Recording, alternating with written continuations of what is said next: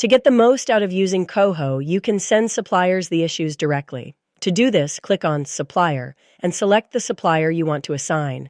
Then, when it asks whether you want to share the issue, click on Yes. It will ask you to confirm the email address and mobile number that the notification will go to. You can then put in an opening message to give the supplier some additional context to the issue. You can optionally create a conversation directly between the tenants and the supplier, with you in it too, to allow the supplier to find out more information. The supplier will get an email and an SMS with a link that if they click, it will take them right to the issue. From here, they have their own workflow where they can see all the information about the issue. In this example, the supplier will begin the issue. From here, they can add an estimate, set awaiting parts, schedule the job, or mark it as complete. As shown in a previous video, you can progress the supplier workflow yourself if they aren't using the link you sent.